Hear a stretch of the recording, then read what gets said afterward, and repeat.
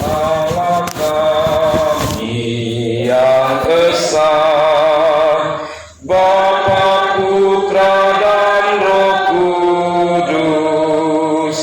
Allah kami yang esa, Bapa, Putra, dan Roh Kudus. Kami datang menyembah-Mu. Kami datang menyembah-Mu, memasurkan kuasa-Mu, memasurkan kuasa-Mu. Puji syukur kepadamu, puji syukur kepadamu. Sidang jemaat kekasih Tuhan, mari kita masuk dalam saat teduh untuk kita naikkan doa secara pribadi di hadapan hadirat Tuhan. Kita masuk dalam saat teduh.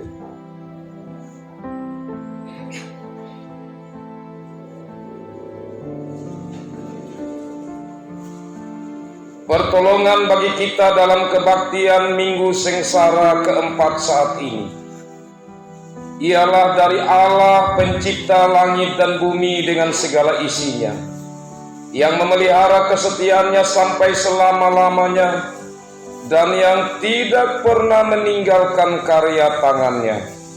Salam kasih karunia dan damai sejahtera dari Allah Bapa dan Tuhan kita Yesus Kristus dalam persekutuan Roh Kudus atas saudara-saudara sekalian. Amin. Amin.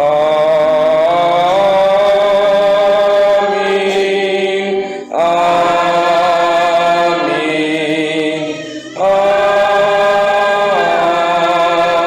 Amin.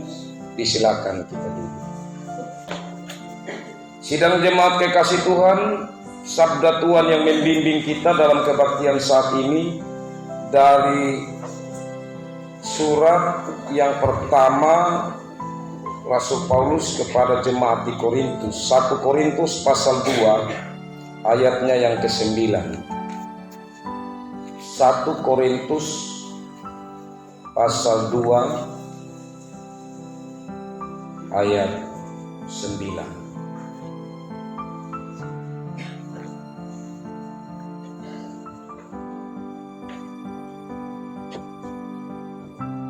Demikian sabda Tuhan.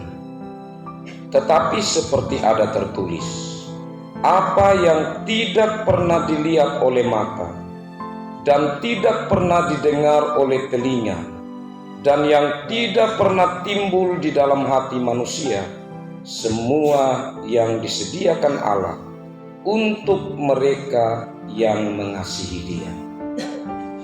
Demikian nas pembimbing ini, dan mari kita meresponi, menyambutnya dengan menyanyi Kidung Jemaat 426. Kidung Jemaat 426. Kita nyanyikan baitnya yang ketiga.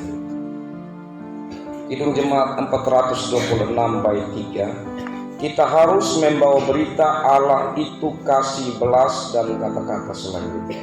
Kita harus membawa berita Allah itu kasih, belas, diberikan Putra Tunggalnya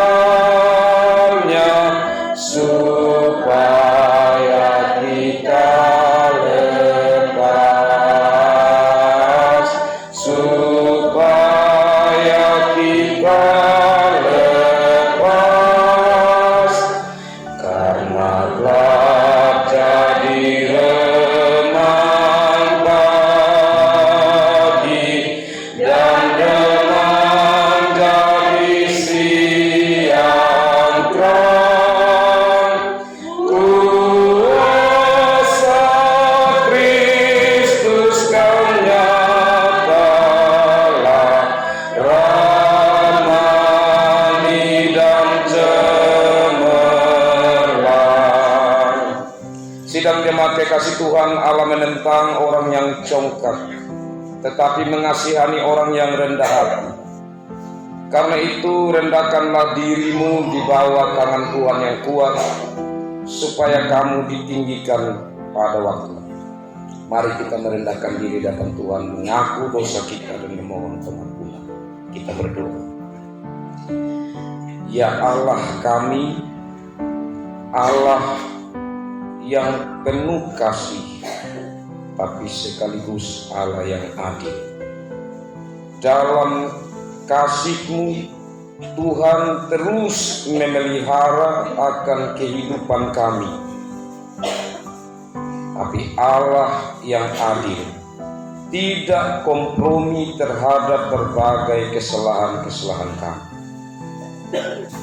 Karena itu dalam kesempatan indah ini, dengan kesungguhan hati kami menyatakan penyesalan kami akan setiap kesalahan yang kami lakukan. Kami mohon dalam Yesus Kristus, mari ampuni kami anak-anak-Mu yang terbatas dan lemah ini Tuhan. Dan kami rindu untuk kami belajar hidup di dalam kehendak. Mari Tuhan, ampunilah kami. Dalam Yesus Kristus penebus kami memohon kepada Bapa di surga. Amin. Mari kekasih-kekasih Tuhan, kita menyanyi Kidung Jemaat 170, baitnya yang ketiga. Kidung Jemaat 170, kepala yang berdarah. Kita nyanyikan bait yang ketiga, ya Tuhan yang Kau tanggung, yaitu salahku dan kata-kata selanjutnya. Ya Tuhan yang Kau tanggung, yaitu salahku, dosaku telah Kau gantung di kayu salib-Mu.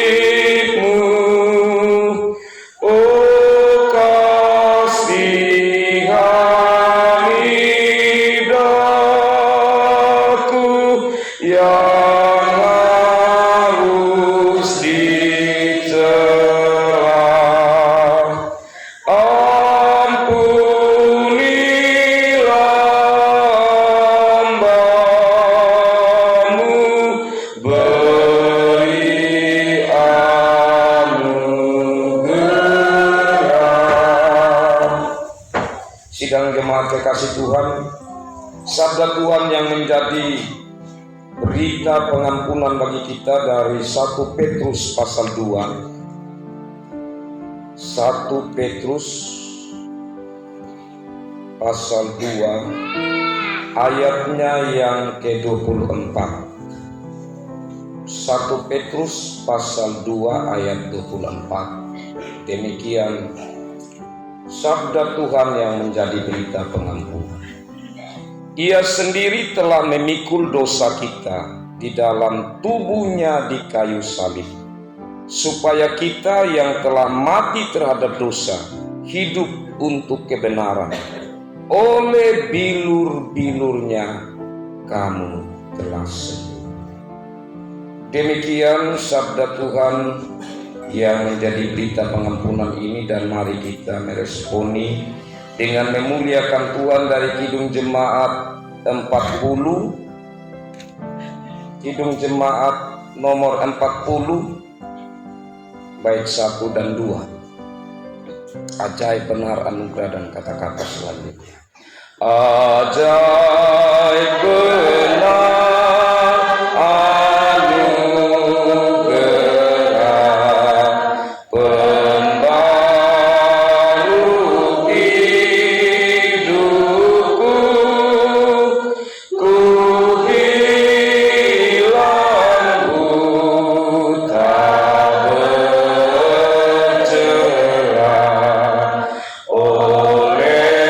olehnya ku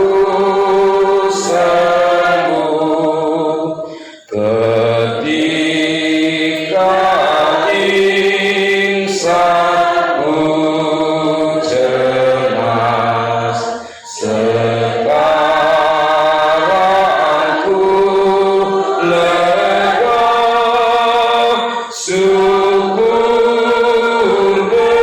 bebanku telah lepas, berkat anugerah. Sabda Tuhan yang menjadi petunjuk hidup baru dari Roma pasal 12 ayat 1. Roma pasal 12 ayat 1. Saya jemput kita berdiri. Saya ajak sidang jemaat kekasih Tuhan, kita baca secara bersama-sama petunjuk hidup baru ini dari Roma 12 ayat 1. Kita mulai. Karena itu saudara-saudara, demi kemurahan Allah, aku menasihatkan kamu supaya kamu mempersembahkan tubuhmu sebagai persembahan yang hidup, yang kudus, dan yang berkenan kepada Allah. Itu adalah ibadahmu yang sejati. Saudara-saudara kekasih Tuhan, yang paling utama yang Tuhan minta dari saya dan saudara adalah persembahkan tubuh kita, seluruh diri hidup kita, karena Tuhan telah mempersembahkan diri untuk kita. Mari kita menyanyi bersama Kidung Jemaat 363 ayat 1. 363. Bagi Yesus kuserahkan hidupku seluruhnya, dan kata-kata selanjutnya. Bagi Yesus kuserahkan hidupku seluruhnya, hati dan perbuatanku, pun waktuku miliknya. Bagi Yesus semuanya, pun waktuku miliknya. Bagi Yesus semuanya, pun waktuku miliknya. Silakan duduk. Diberi kesempatan kepada vokal grup keluarga dari Bapak Mama Taylor untuk menulis.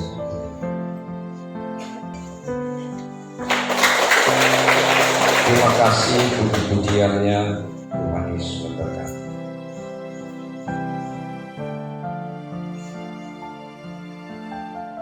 Saudara-saudara yang kekasih dalam Tuhan Yesus Kristus, berdasarkan rahmat Tuhan, kita dipanggil untuk melaksanakan baptisan kudus anak orang percaya pada jam ibadah hari ini. Sebelum baptisan dilaksanakan, marilah kita terlebih dahulu mendengarkan penjelasan tentang baptisan, terlebih khususnya orang tua yang hendak membawa anak untuk dibaptiskan, mendengar dengan baik agar kita mengindahkan pemberian Tuhan itu. Yang pertama, hendaklah kita ingat bahwa baptisan itu bukanlah adat orang Kristen, melainkan titah Kristus sendiri. Sebelum Tuhan Yesus naik ke sorga, ia mengamanatkan kepada rasulnya, "Pergilah, jadikanlah semua bangsa muridku, dan baptiskanlah mereka dalam nama Bapa, Anak, dan Roh Kudus." Berdasarkan titah Tuhan itulah Injil diberitakan di mana-mana, dan orang yang percaya akan dibaptis menjadi tanda baginya bahwa ia telah terhisap dalam jemaat Kristus. Yang kedua, baptisan itu sendiri mempunyai arti sebagai berikut. Air diambil, disiram pada kepala anak yang dibaptiskan. Artinya, ia harus disucikan karena tercemar dengan dosa sejak dalam kandungan. Jika ia tidak disucikan, maka tak mungkin masuk dalam kerajaan Allah.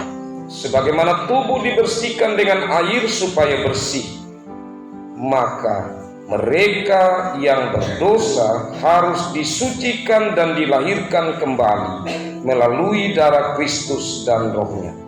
Namun harus diingat bahwa air itu sendiri tidak mempunyai kuasa sakti yang menyelamatkan. Yang ketiga, baptisan itu adalah tanda persekutuan dengan Allah. Kita harus ingat bahwa dosa telah menceraikan kita dari Allah. Dalam baptisan diucapkan dalam nama Allah Tritunggal, yaitu Allah Bapa, Allah Anak, Allah Roh Kudus, sesuai dengan amanat Tuhan Yesus sendiri. Ini berarti anak yang dibaptis dihubungkan pula dengan Allah Tritunggal, Allah Bapa, Allah Anak, Allah Roh Kudus. Perhubungan itu adalah demikian. Allah Bapa berjanji, "Akulah Bapamu dan engkau anakku." Allah Anak berjanji, "Selamat yang sudah kukerjakan melalui kematian dan kebangkitanku adalah untukmu juga." Allah Roh Kudus berjanji, "Aku mendiami hatimu, supaya dengan demikian dosa makin dibuang dan engkau hidup dalam hidup baru." Yang keempat, dalam baptisan terdapat teguran yang berbunyi, "Sekarang engkau sudah disucikan, jangan cemarkan pula dirimu dengan dosa. Sekarang engkau sudah dihubungkan dengan Allah, janganlah engkau putuskan hubungan itu." Dengan demikian jelaslah bagi kita bahwa baptisan itu berisi teguran supaya kita hidup suci dan menjauhkan diri dari dosa. Mengenai anak-anak kecil, kita maklum bahwa mereka belum dapat memahami arti baptisan. Namun demikian, di dalam ketidaktahuan mereka, Allah menuntut mereka di bawah kutuk Adam. Tetapi jika ibu bapa dengan sungguh hati percaya, maka Tuhan bersedia menerima anak-anak meskipun mereka masih kecil. Tuhan Allah sendiri mengungkapkan hal itu seperti tertera dalam firman-Nya, "Aku menjadi Allahmu dan Allah keturunanmu." Kejadian 17 ayat 7. Demikian pula dalam perjanjian baru, "Sebab bagimu janji itu dan bagi anak-anakmu." Kisah Para Rasul pasal 2 ayat 39. Dari uraian tadi, jelaslah bahwa anak-anak orang percaya akan perjanjian Tuhan dapat dan harus menerima tanda perjanjian meskipun ia masih kecil. Dengan demikian dapat dibedakan anak-anak orang beriman dan anak-anak orang yang tidak beriman. Kekasih-kekasih Tuhan, sebelum kita masuk di dalam baptisan, maka supaya baptisan ini dapat berlaku bagi hormat nama Tuhan, terlebih dahulu mari kita berdoa. Allah Bapa yang Maha Kuasa dan Maha Murah, kami memuji nama-Mu karena Engkau membuka jalan selamat bagi kami melalui anak-Mu Yesus Kristus. Dan Engkau juga memberi iman dalam hati kami sehingga kami boleh percaya kepada Yesus Kristus yang sudah mati dan bangkit bagi kami dan anak-anak kami. Kami mendoakan anak yang akan dibaptis ini, supaya ia disatukan dengan Kristus, dilepaskan dari kuasa iblis dan dosa, supaya hidup dalam hidup baru. Berilah kepadanya Roh Kudus, agar dapat menanggung kesukaran dunia dengan senang hati, dan pada hari kematiannya dapat menghadap kursi pengadilan Kristus tanpa takut. Kami mohon ini semuanya dalam nama Tuhan Yesus Kristus. Amin. Sidang jemaat kekasih Tuhan, anak yang dibaptis akan diterima dalam persekutuan gereja pada segala zaman dan tempat. Karena itu, marilah bersama-sama dengan imam, orang tua, dan kita semua jemaat bersama-sama dan semua orang percaya di segala tempat dan waktu, kita akan menyatakan pengakuan iman percaya kita. Saya jemput kita berdiri.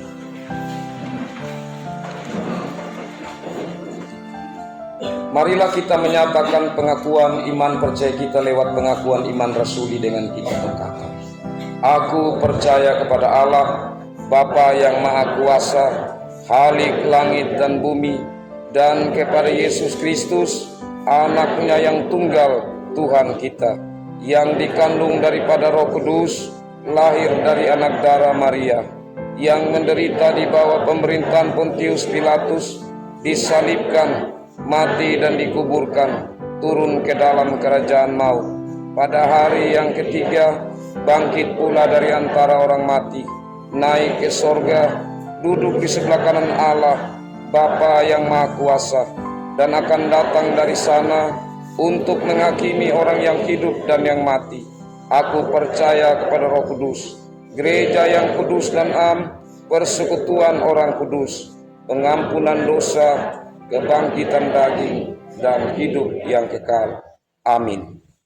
Disilakan kita duduk kembali. Kami mengundang orang tua dari anak Gabriela Rita Kanakalo untuk berdiri di hadapan Tuhan dan kita.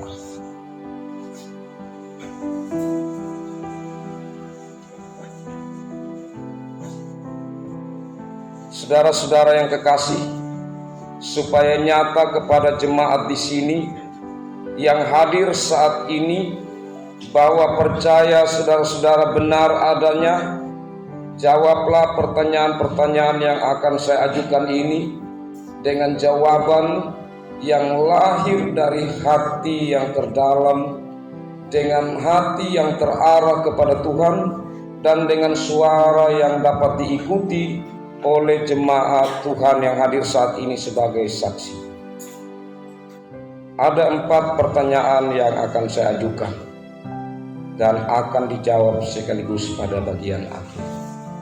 Yang pertama, percayakah saudara bahwa Alkitab adalah satu-satunya sumber yang menyatakan jalan selamat kepada kita dengan sempurna? Yang kedua, mengakukah saudara bahwa anakmu telah tercemar dengan dosa sejak dalam kandungan?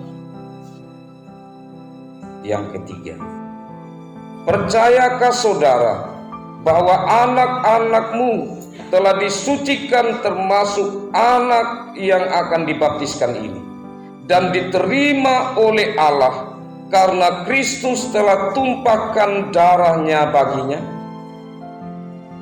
Yang terakhir, berjanjikah saudara dengan sungguh hati akan memelihara anakmu pada jalan selamat sesuai dengan ajaran dan pengakuan jemaat di sini? Apakah saudara percaya, mengaku, dan berjanji?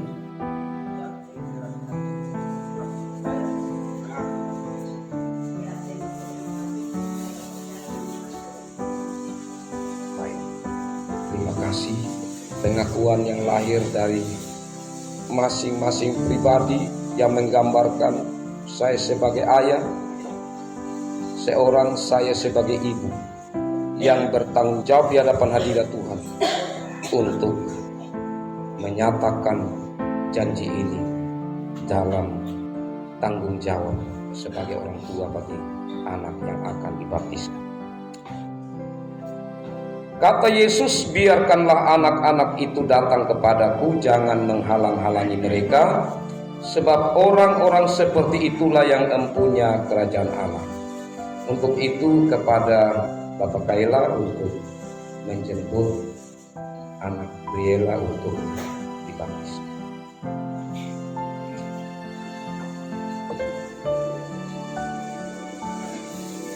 Gabriela Rita Kanakalo, aku membaptiskan engkau dalam nama Bapa dan Anak dan Roh Kudus. Amin.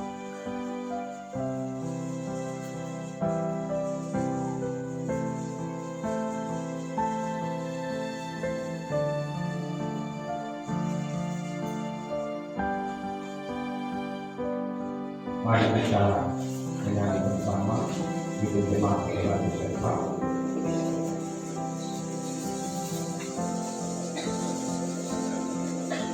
Baiknya yang pertama, pandangnya Bapa dalam rahmat-Mu kami umat-Mu yang berkumpul ini dan kami selanjutnya.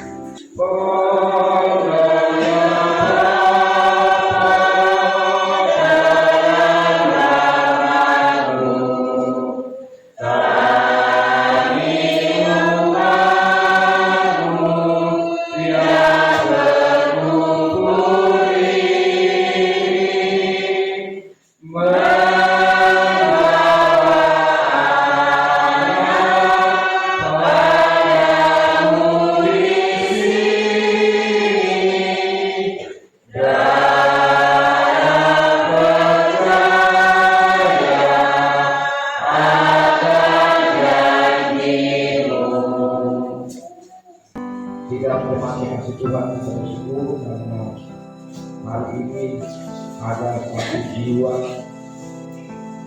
anak orang percaya dan keluarga Bapak Christian Paulo yang sudah menerima baptisan kudus. Kita bersama-sama mendoakan supaya anak ini bertumbuh di dalam Tuhan dan orang tua diberi kemampuan untuk menyatakan ungkapan janji mereka di hadapan kita bersama di hadapan Tuhan di dalam menjalani akan tanggung jawab mereka bagi Tuhan Yesus. Sidang jemaat kekasih Tuhan, pada jam ibadah hari ini ada saudara kita yang hendak mengaku dan menyatakan percayanya di hadapan Tuhan dan jemaatnya. Ia telah meminta dan diterima secara gerejawi untuk menjadi anggota yang bertanggung jawab penuh dalam jemaat. Ia telah dibina dan dididik untuk mengambil alih pengakuan dan janji orang tua pada waktu ia dibaptis ketika masih kecil. Pengakuan percaya adalah suatu anugerah dari Tuhan Yesus Kristus yang senantiasa menyertai umatnya dan menolong kita berpegang pada perjanjian anugerah Allah dari generasi ke generasi. Supaya nyata pengakuan percaya saudara di hadapan Tuhan dan jemaat, maka kami mengundang saudara Calvin Nathanael Umbu Laya Sobang untuk berdiri di hadapan Tuhan dan jemaat.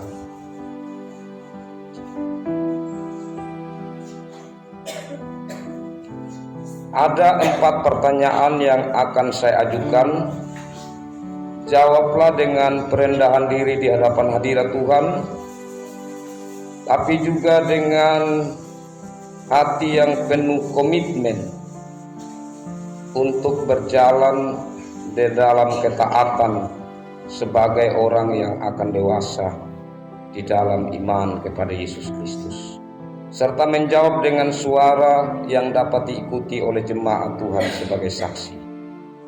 Yang pertama, percayakah saudara kepada pengajaran Alkitab dan 12 pengakuan iman rasuli sebagai pengajaran yang benar dan sempurna tentang keselamatan? Yang kedua, percayakah saudara bahwa keselamatanmu hanya dalam Yesus Kristus yang telah memberi tanda perjanjian melalui baptisan kudus ketika saudara masih kecil?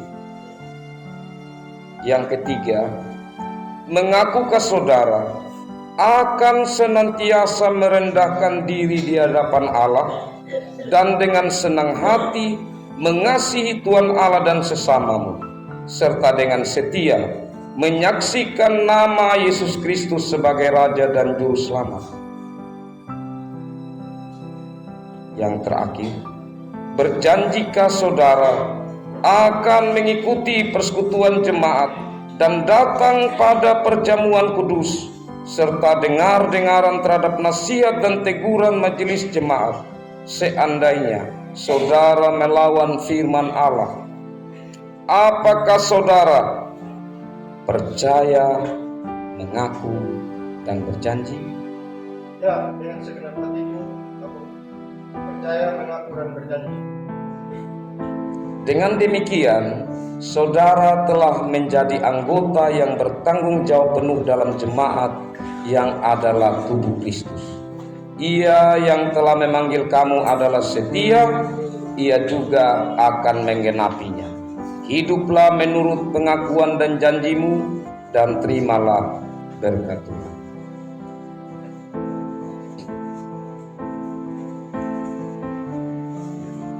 Allah Bapa yang memanggil saudara untuk memperoleh keselamatan yang kekal di dalam Yesus Kristus, mengaruniakan kepadamu keteguhan iman sampai Kristus datang kembali. Amin. Silakan menghadap jemaat.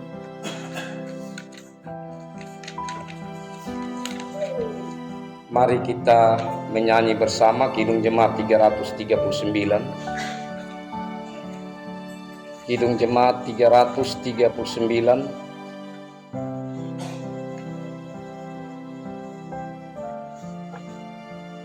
Baik 1, Maju Laskar Kristus, dan kata-kata selanjutnya.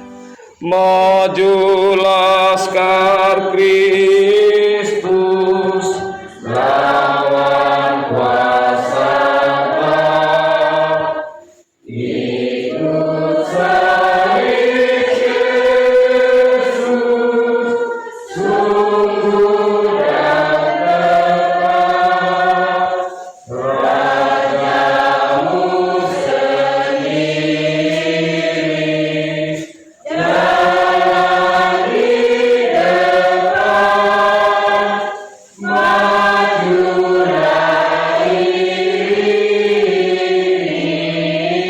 bangkit cemerlang, majulah sang Kristus, lawan kuasa maut, ikut salib Yesus, sungguh dan jelas. Kita bersyukur karena hari ini bertambah lagi satu orang anak Tuhan yang menyatakan kedewasaannya di hadapan hadirat Tuhan. Dengan demikian harapan kita bersama akan semakin memperkuat jemaat hukum ada yang Tuhan kasih yang Tuhan berikan ini. Karena Tuhan terus menambahkan anak-anak orang percaya yang semakin dewasa di hadapan hadirat Tuhan, yang tentu dengan kedewasaan itu memikirkan, turut mendukung agar pembangunan tubuh Kristus di dunia ini. Tuhan memberkati taufik, dan kita doakan bersama supaya anak kita sendiri dan saya punya perasaan sendiri saat ini, dan sungguh bersyukur di hadapan hadirat Tuhan untuk anak saya ini. Tuhan sudah boleh menyerahkan hati dan yang kudus untuk dia berisi di dalam Tuhan dan semua Tuhan memberkati.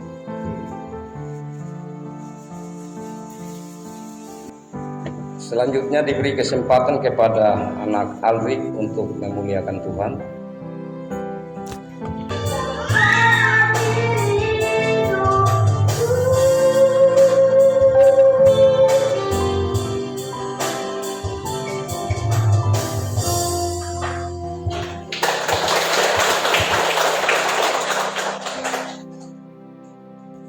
Terima kasih untuk puji-pujiannya anak Alrik. Sidang jemaat kekasih Tuhan, kita masuk di dalam pemberitaan sabda Tuhan. Firman Tuhan dari kitab Kejadian pasal 22 ayat 1 sampai 19. Ini bahan dari sinode, mulai dari minggu sengsara pertama sampai pada hari ini masih dari bahan sinode minggu sengsara keempat. Kejadian pasal 22, Kejadian pasal 22 ayat 1 sampai ayat yang ke-19. Mari kita berdoa untuk pemberitaan sabda Tuhan. Kita berdoa. Ya Tuhan, kami sungguh bersyukur untuk kesempatan indah kami bersekutu bersama. Kesempatan kami memuji memuliakan nama-Mu ya Tuhan. Dan kami sudah mendapat kesempatan untuk menyaksikan anak-anak Tuhan dalam akta gerejawi lewat baptisan kudus dan mengaku percaya hari ini. Dan kami yang ikut secara langsung, baik orang tua yang membaptiskan anak, baik Kevin yang mengaku percaya, sungguh bersyukur untuk hari ini. Dan dalam kesempatan indah ini tibalah kami bersama-sama juga untuk mendengar, merenungkan firman Tuhan yang kami percaya adalah pelita dalam hidup kami, kekuatan di dalam menjalani hidup yang penuh tantangan ini, kebenaran yang mengarahkan kami kepada kehendak Tuhan. Ya Allah Bapa di sorga, kami menyadari akan keterbatasan bahkan kelemahan kami. Karena itu saat ini kami mohon Roh Kudus Tuhan melingkupi kami, memberi kepada kami telinga yang mendengar dengan baik, pikiran yang memperhatikan, memfokuskan pikiran kami pada pemberitaan sabda-Mu, hati yang bersedia untuk menerima firman. Dan biarlah Roh Kudus yang menolong kami, sehingga firman-Mu yang akan kami dengar, kami renungkan, itu menjadi pegangan berkat dalam hidup kami. Berkatilah, pakailah hamba-Mu yang terbatas dan tidak layak ini untuk memberitakan sabda-Mu. Biarlah Roh Kudus berkarya sehingga hamba-Mu dipakai oleh Tuhan, dan Tuhan dalam Roh Kudus berbicara lewat hamba-Mu, dan kami semua diberkati oleh firman. Inilah doa kami dalam Yesus Kristus, firman yang hidup. Kami berdoa kepada Bapa di sorga. Amin. Kekasih-kekasih Tuhan, saya bacakan bagi kita. Memang ini sebenarnya kalau untuk majelis, mungkin sekitar 2 atau 3 minggu lalu saya sudah menyampaikan ini kepada majelis jemaat pusat lewat PA majelis. Tapi kiranya menjadi penyegaran kembali karena ada hal-hal yang tentu juga akan saya tambahkan dari bagian yang sudah didapatkan. Kepercayaan Abraham diuji. Setelah semuanya itu Allah mencoba Abraham, ia berfirman kepadanya, Abraham. Lalu sahutnya, ya Tuhan. Firman-Nya, ambillah anakmu yang tunggal itu yang engkau kasihi, yakni Ishak. Pergilah ke tanah Moria dan persembahkanlah dia di sana sebagai korban bakaran pada salah satu gunung yang akan kukatakan kepadamu. Keesokan harinya pagi-pagi bangunlah Abraham, ia memasang pelana keledainya dan memanggil 2 orang bujangnya beserta Ishak anaknya. Ia membelah juga kayu untuk korban bakaran itu. Lalu berangkatlah ia dan pergi ke tempat yang dikatakan Allah kepadanya. Ketika pada hari ketiga Abraham melayangkan pandangnya, kelihatanlah kepadanya tempat itu dari jauh. Kata Abraham kepada kedua bujangnya itu, tinggallah kamu di sini dengan keledai ini, aku beserta anak ini akan pergi ke sana. Kami akan sembahyang. Sesudah itu kami kembali kepadamu. Lalu Abraham mengambil kayu untuk korban bakaran itu dan memikulkannya ke atas bahu Ishak anaknya. Sedang di tangannya dibawanya api dan pisau. Demikianlah keduanya berjalan bersama-sama. Lalu berkatalah Ishak kepada Abraham ayahnya, Bapa. Sahut Abraham, ya anakku. Bertanyalah ia, di sini sudah ada api dan kayu, tetapi di manakah anak domba untuk korban bakaran itu? Sahut Abraham, Allah yang akan menyediakan anak domba untuk korban bakaran baginya anakku. Demikianlah keduanya berjalan bersama-sama. Sampailah mereka ke tempat yang dikatakan Allah kepadanya. Lalu Abraham mendirikan mezbah di situ, disusunnyalah kayu, diikatnya Ishak anaknya itu, dan diletakkannya di mezbah itu di atas kayu api. Sesudah itu Abraham mengulurkan tangannya lalu mengambil pisau untuk menyembelih anaknya. Tetapi berserulah malaikat Tuhan dari langit kepadanya, Abraham, Abraham. Sahutnya, "Ya Tuhan." Lalu ia berfirman, "Jangan bunuh anak itu dan jangan kau apa-apakan dia, sebab telah kuketahui sekarang bahwa engkau takut akan Allah dan engkau tidak segan-segan untuk menyerahkan anakmu yang tunggal kepadaku." Lalu Abraham menoleh dan melihat seekor domba jantan di belakangnya, yang tanduknya tersangkut dalam belukar. Abraham mengambil domba itu lalu mengorbankannya sebagai korban bakaran pengganti anaknya. Dan Abraham menamai tempat itu Tuhan menyediakan. Sebab itu sampai sekarang dikatakan orang di atas gunung Tuhan akan disediakan. Untuk kedua kalinya berserulah malaikat Tuhan dari langit kepada Abraham. Katanya, "Aku bersumpah demi diriku sendiri. Demikianlah firman Tuhan. Karena engkau telah berbuat demikian, dan engkau tidak segan-segan untuk menyerahkan anakmu yang tunggal kepadaku, maka aku akan memberkati engkau berlimpah-limpah dan membuat keturunanmu sangat banyak seperti bintang di langit dan seperti pasir di tepi laut. Dan keturunanmu itu akan menduduki kota-kota musuhnya. Oleh keturunanmu lah semua bangsa di bumi akan mendapat berkat, karena engkau mendengarkan firman-Ku." Kemudian kembalilah Abraham kepada kedua bujangnya, dan mereka bersama-sama berangkat ke Berseba, dan Abraham tinggal di Berseba. Demikian kekasih-kekasih Tuhan, sabda Tuhan yang akan menjadi perenungan bagi kita di minggu sengsara keempat ini.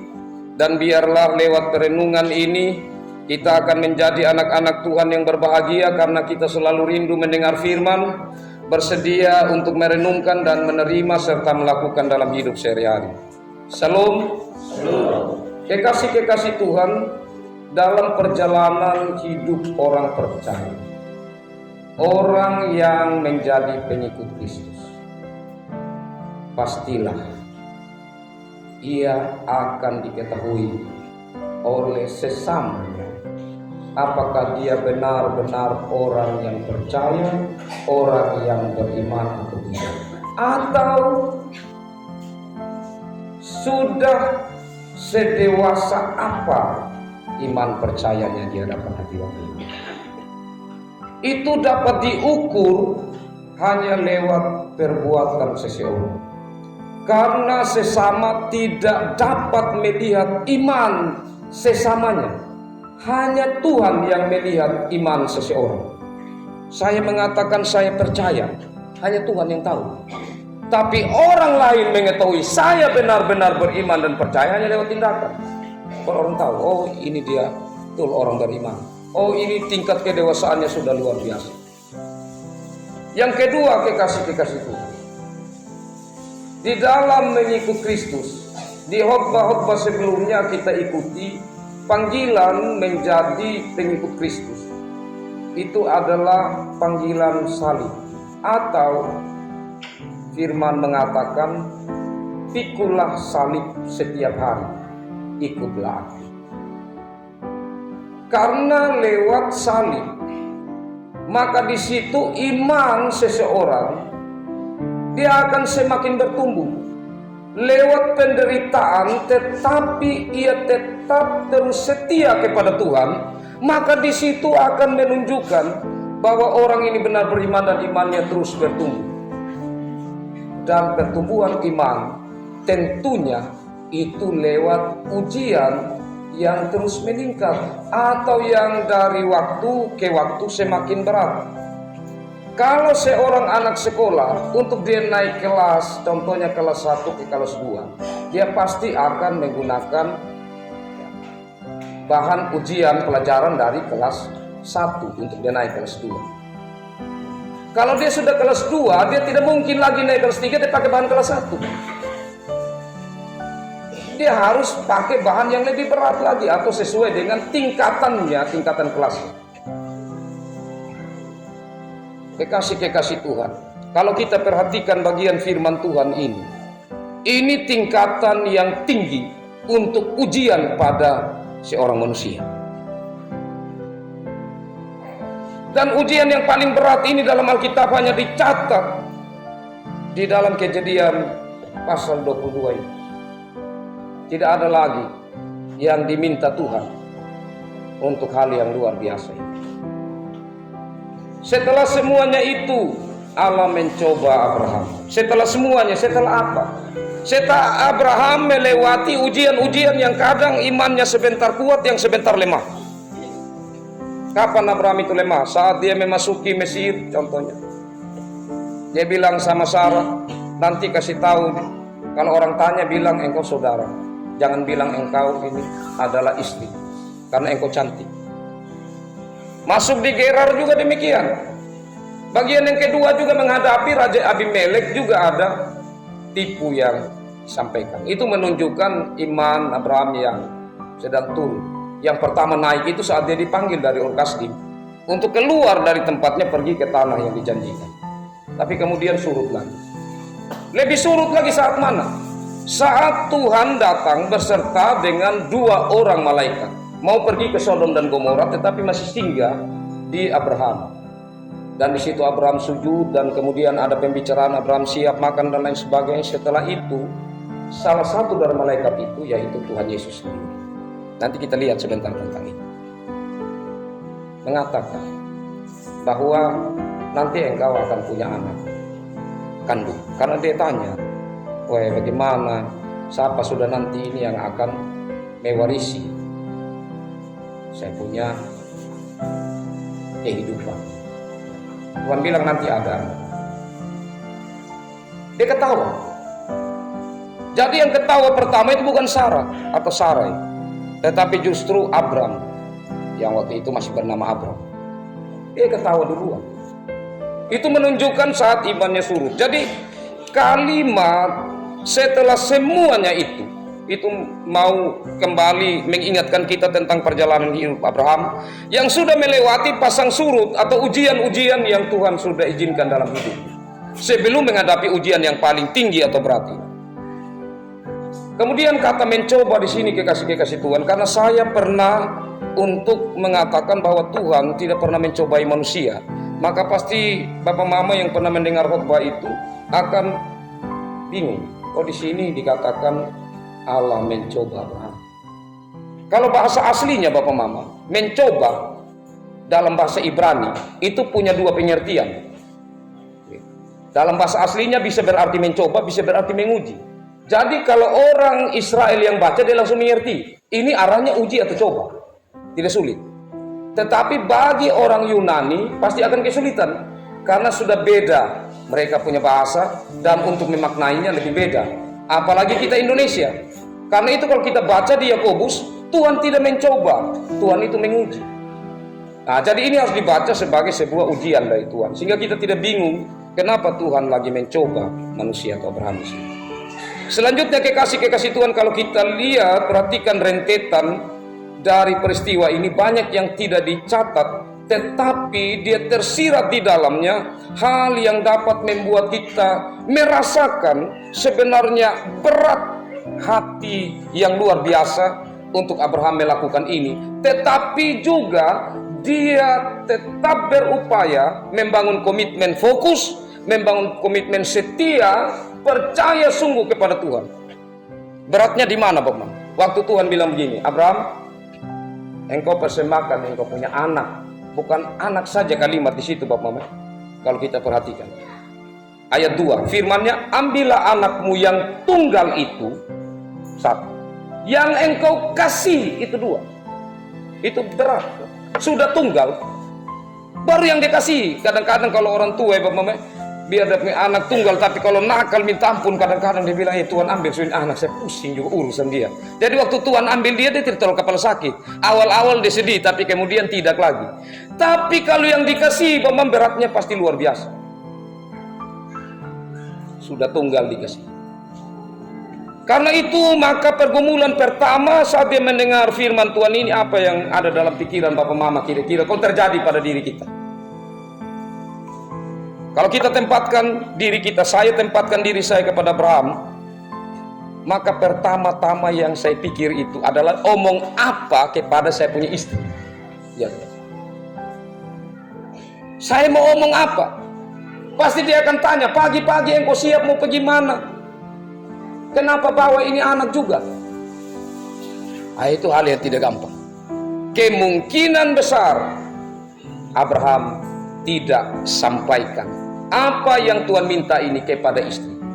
Seorang ibu, bapak, mama, pasti dia akan menjadi penghalang untuk apa yang menjadi tujuan yang sudah direnungkan oleh Abraham secara mendalam, bahwa ia harus taat kepada perintah Tuhan. Dia pasti menghindar dari penghalang itu. Kita akan melihat penghalang mana lagi yang sebentar akan dihindari oleh Abraham. Selanjutnya, bapak, mama, kekasih Tuhan, tidak berlambat-lambat. Ayat 3, keesokan harinya pagi-pagi. Dan di sini dia siap segala sesuatu. Dan kemudian berjalan dan jaraknya cukup jauh. Jarak tempuh itu 3 hari. Abraham tidak buat 1 minggu. Saya bayangkan ini Bapak, kalau saya sengaja jalan lambat-lambat, Tuhan, kan saya ini sudah tua. Abraham ini kan sudah tua. Saya jalan lambat-lambat. Mungkin tiba-tiba sebentar Tuhan kasihan. Wih, ini Abraham sudah tua begini, saya uji dia seperti ini. Ya sudahlah, biar sudah Abraham tidak jadi. Kalau saya bisa berpikir begitu, sengaja berlambat-lambat. Tapi ini tidak. Abraham berjalan terus, memandang kepada tempat yang Tuhan minta ia untuk sampai di sana. Kemudian penghalang yang kedua di sinilah, Bapak-Bapak. Di ayat 5. Kata Abraham kepada kedua bujangnya, tinggallah kamu di sini dengan keledai ini. Aku beserta anak ini akan pergi ke sana. Kenapa disuruh tinggal? Ada kemungkinan besar kalau dua bujang ini ikut, saat Abraham mau ikat sama Ishak pasti dia marah. Wih, kenapa ini bapak dia sudah pasti dia stres ini? Kok dia bisa ikat dia punya anak begini? Apalagi kalau sudah mulai muat di atas mezbah yang ada kayu. Oh, itu pasti kedua bujang ini tidak akan tinggal diam. Karena bagi mereka pasti Abraham ini dia sedang gila. Kok anaknya dia bisa ikat begini baru dia mau bunuh? Ini tidak masuk akal. Sedangkan Bapak Mama, untuk yang ada di dalam lingkup tempat tinggal dari Abraham, yaitu Kanaan waktu itu hal biasa. Hal mengorbankan anak yang sulung itu biasa. Tetapi kedua bujang ini, saya percaya mereka sudah memiliki iman seperti iman Abraham. Artinya mereka juga sudah turut disunat. Mereka juga sudah menjadi bagian dalam kehidupan iman Bapak orang percaya. Karena itu pasti mereka aneh. Kok ini dia Abraham sudah pengaruh, mungkin ini dewa dari ini Kanaan sudah masuk dalam dirinya. Abraham sudah pikirkan itu semua. Pasti akan ada penghalang. Ini menunjukkan bahwa kesungguhan Abraham untuk mengorbankan Ishak itu bukan omong kosong atau bukan sesuatu hal yang direkayasa oleh Abraham sendiri, tetapi ini semua adalah komitmen dalam dirinya untuk taat kepada Dia. Jadi dia meninggalkan kedua bujangnya itu dan berangkat. Selanjutnya yang paling pedis Bapak Mama, saat Ishak tanya, Bapak, ini kan sudah ada kayu, sudah ada api, baru di mana itu domba yang untuk kita korbankan? Woi, ini kalau saya bayangkan saya jalan dengan saya punya anak, baru anak tanya begitu, Bapak Mama itu. Saya bilang, Tuhan tolong dia sudah batal ini apa yang Tuhan perintahkan. Meskipun saya tidak omong begitu, tapi dalam hati, dalam pikiran pasti itu muncul sebagai manusia. Tidak gampang. Tapi apa yang dia katakan secara iman? Pertama, imannya yang tersembunyi dia sampaikan itu kepada kedua bujang. Ayat 5 bagian akhir. Kami akan sembahyang, sesudah itu kami kembali kepadamu. Ini imannya dia, bahwa saya dan anak ini pasti akan kembali. Itu yang tersembunyi. Tapi di sini yang nampak sekali kekasih-kekasih Tuhan. Ayat 8. Kepada Ishak apa sangka Allah akan menyediakan anak domba untuk korban bakaran baginya. Allah yang akan sediakan. Ini jawaban yang sangat jujur, tulus, penuh komitmen, meskipun dalam hati yang tidak gampang pergumulan. Tapi saat dia mengatakan itu kekasih-kekasih Tuhan, itu bisa saja tentu Ishak, tapi bisa juga Allah sediakan yang lain. Itu iman dari Abraham yang nampak di situ. Selanjutnya kekasih-kekasih Tuhan, kalau kita menonton ini lebih sengit ya, kalau difilmkan. Ini saat dia ikat Ishak, ini mulai sudah semakin menanjak. Sudah tanya tadi itu sudah mulai setengah mati juga. Tapi ini sekarang waktunya untuk dia sudah susun batu dan sekarang Ishak ini harus dia ikat. Oh, itu tidak gampang. Kalau saya bisa saja Bapak Mama. Ya, saya sengaja ikat kasih longgar supaya waktu Ishak merontak ini atau anak saya merontak, dia gampang terlepas dan dia lari. Saya kejar, saya bilang Tuhan saya tidak dapat, kan saya sudah tua, dia masih muda ini. Bisa ada seperti itu. Atau berlambat-lambat terus, jadi pelan-pelan susun batu. Waktu kayu taruh di atas mesbah berlambat-lambat. Tapi tidak dikasih.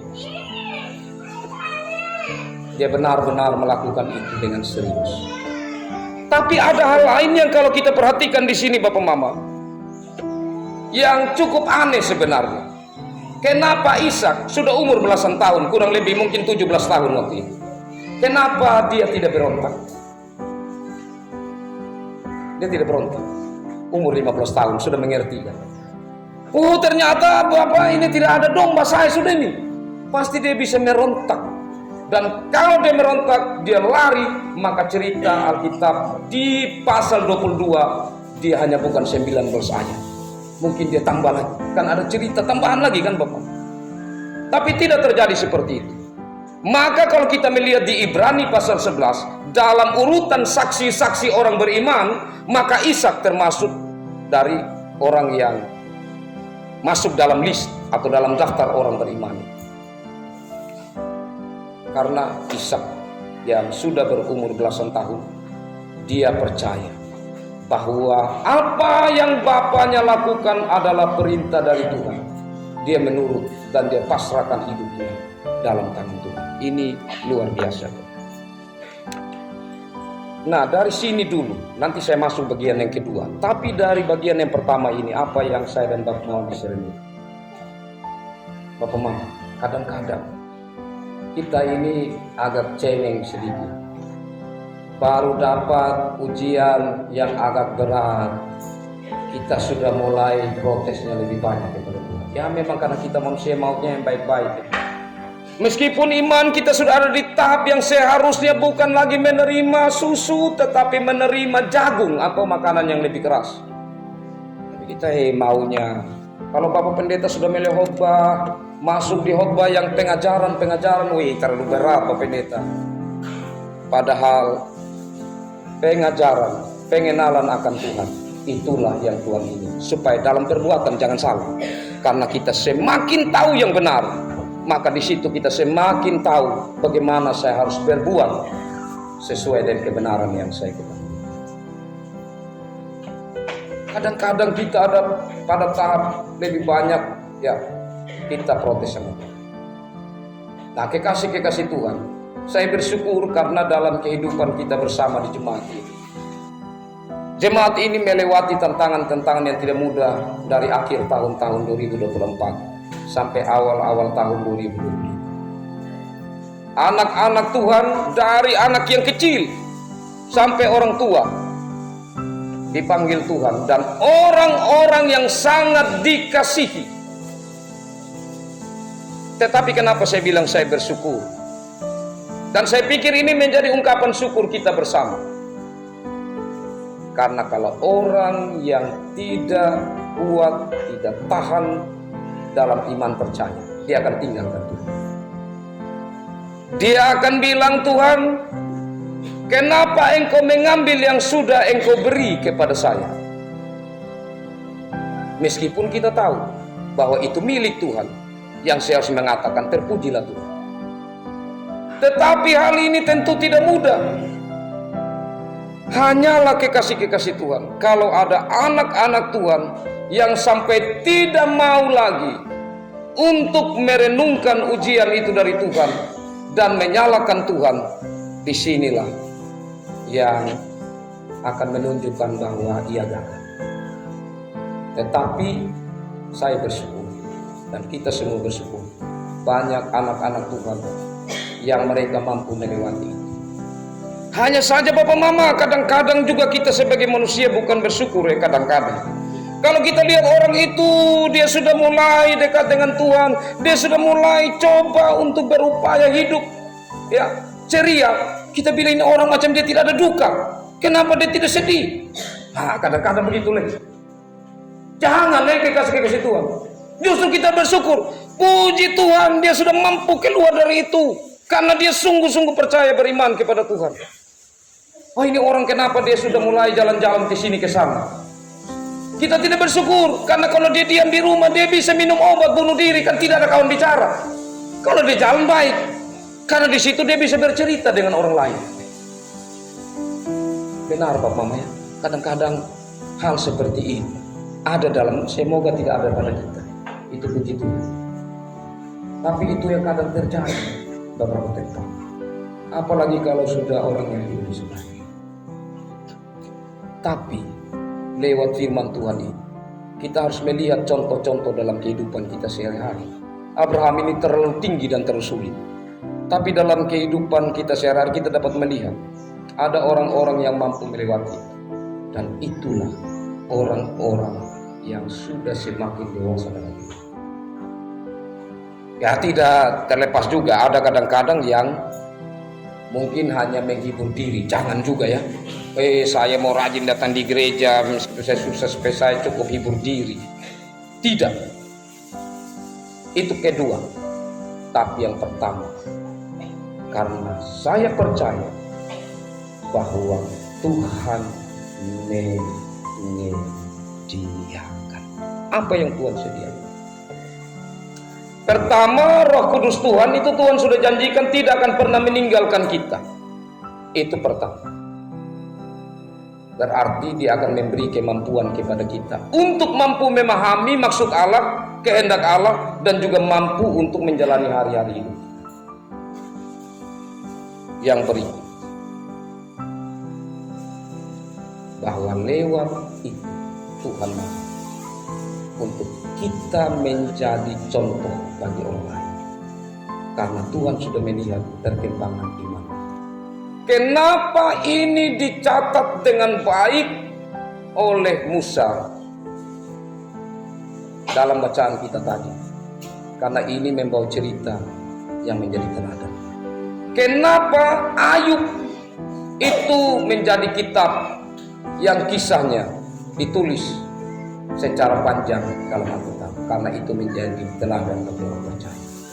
Maukah saya dan Bapak Mama juga menjadi surat Kristus yang menjadi teladan bagi orang lain? Lewat tantangan ujian-ujian hidup yang Tuhan berikan bagi kita. Tidak mudah Bapak Mama. Tapi bukan berarti tidak mungkin. Saya katakan tadi, Roh Kudus Tuhan pasti akan menolong. Yang berikut, dengannya kita menyadari bahwa kita terbatas, dan dengan itu juga sebagai satu persekutuan kita saling mendoakan satu sama lain. Bagian yang kedua dari bagian firman Tuhan ini yang sangat-sangat menarik, kekasih-kekasih Tuhan. Ini hal yang tersembunyi. Mari kita baca di ayat 18. Oleh keturunanmu lah semua bangsa di bumi akan mendapat berkat. Kenapa bukan olehmu? Pertanyaan. Tapi oleh keturunanmu. Kita tahu bahwa Abraham ini bapak orang beriman dan Tuhan memberkati dia. Tetapi kenapa? Bukan oleh Abraham, tetapi oleh keturunanmu. Dan kenapa bukan dikatakan oleh keturunan-keturunanmu, tetapi keturunanmu?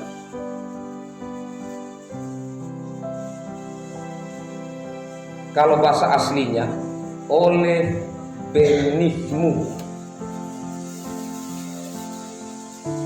Itu mengarah kepada siapa?